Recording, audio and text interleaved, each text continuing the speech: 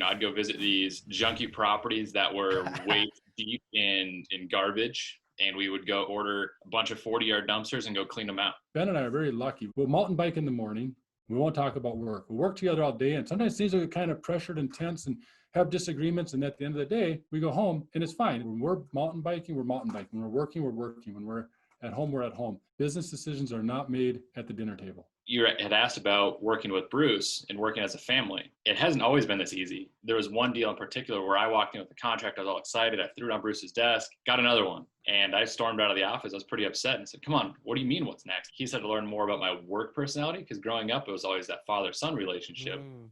But now we have a boss-employee relationship. I also wanted people to know there's no favoritism, that you get to where you are through promotion and through your own efforts, not because you share a bloodline. We're peers in many ways. There's some things he has way more knowledge than I do. And so I'm able to feed that.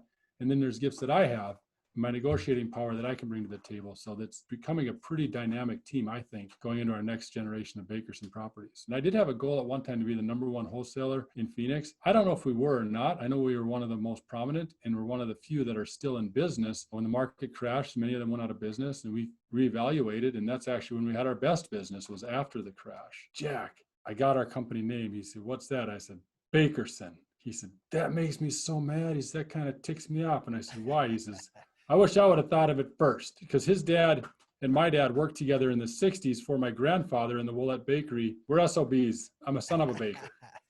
Our passion is serving the underserved. Our focus is the permanent resident, one who may never own a home and would like to live in one. Our mission is creating communities which are safe, functional, durable, and clean, with a desire to attract like-minded individuals to take this journey with us.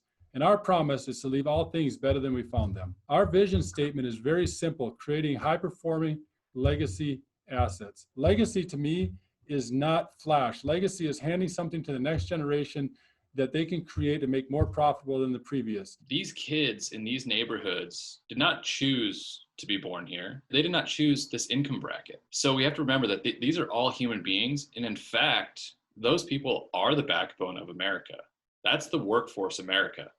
That's why we've been so drawn to those neighborhoods, because if we can clean up the neighborhoods one house or one apartment at a time, now that we've transitioned into multifamily, we can slowly do our piece of the puzzle to make their lives better. We're SOBs. I'm a son of a baker.